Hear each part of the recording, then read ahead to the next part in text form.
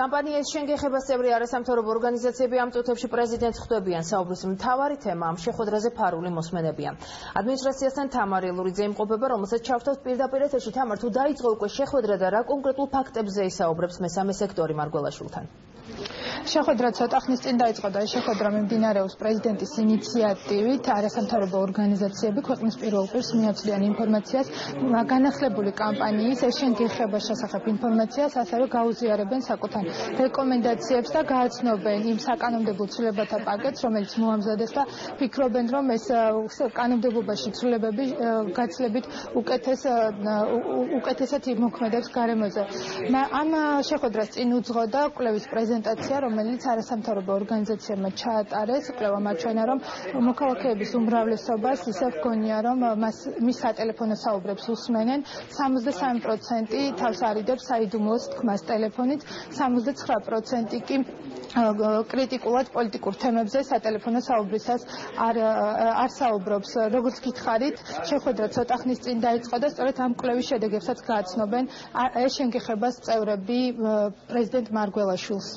მიუხედავად იმისა, რომ უკვე წელიწად ნახევარია მართველი კოალიცია საუბრობს იმაზე, რომ არ ისმინება ჩვენი მობილური ტელეფონები, როგორც ჩანს მოსახლეობამ არენდობად, ისინი უმეტესობა მაინც თვლის, რომ მათი მობილური ტელეფონები ისმინება და შესაბამისად მნიშვნელოვანი არის, რომ ხელისუფლებამ კონკრეტული ნაბიჯები ანახოს საზოგადოებას, რისი მიზანით საბოლოო და შედეგი იქნება ის, რომ შეიცვლება სისტემა და ჩვენ ყველანი ვენდობით სისტემას გამართულ სისტემას და არა კონკრეტულ ადამიანებს. ჩვენ ვეთხოვთ ინფორმაციას, სტატისტიკურ ინფორმაციას, ანუ რამდენი შევიდა, რამდენი დაკმაყოფილდა, აქედან რამდენი შუამდგომლობა დადგა პოსტფაქტუმ, ანუ როცა დაიწყო მოსმენა და სასამართლოს მერე მიმართეს და ვეთხოვთ ინფორმაციას, აქედან რამდენი გაითვალისწინა სასამართლომ, ანუ ზოგადად ესეთი ინფორმაცია გვაინტერესებს, რომელიც არ შეიძლება იყოს ოპერატიულ სამძებრო.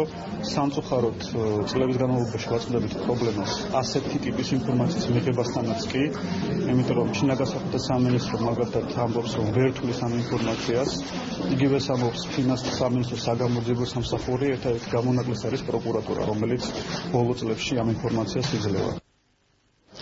შენგეხებას წევრები საუბრობენ იმაზე, რომ ხელისუფლებამ ქმედითი ნაბიჯები უნდა გადადგას სიტუაციის შესაცვლელად. ამაზე საუბრობს პარლამენტის თავმჯდომარეც დავით უსუფაშვილის თქმით, ჯერ კიდევ არსებობს სტერეოტიპი მოქალაქეებში იმის შესახებ, რომ მათ უკანონოდ უსმენენ, შესაბამისად აუცილებელია კანონმდებლობა დაიხვეწოს და ეს შეგრძნება მოქალაქეებს აღარ ჰქონდეთ. ხელისუფლებას მართებს დამატებითი ზომების მიღება, რომ საზოგადოებაში ეს უსაფუძვლო ეჭვები რაც შეიძლება მალე გაიფანტოს. ამ დამატებითი ზომებიდან ერთ-ერთია სწორედ ის საკანონმდებლო პაკეტი, რომელიც შემოსულია პარლამენტში, რომელზეც ძალიან სერიოზული მუშაობა მიმდინარეობს აპრილის პირველი კვირა იმის მაქსიმალური ვადა, როდესაც საკომიტეტო მოსმენები უნდა გაიმართოს. ამასობაში 27-28 მარტს საქართველოში ჩამომზადებიან აი ეს ევროპელი ექსპერტები, რომლებმაც დასკვნა გააკეთეს კანონპროექტზე.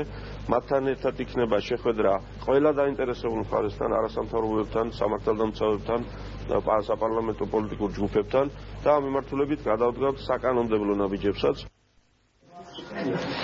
არასამთავრობო ორგანიზაციების წარმოადგენლები ამ წუთებში გიორგი მარგველაშვილს პრეზიდენტის არლაბდუს რეზიდენციის ადმინისტრაციულ ნაწილში ხვდებიან.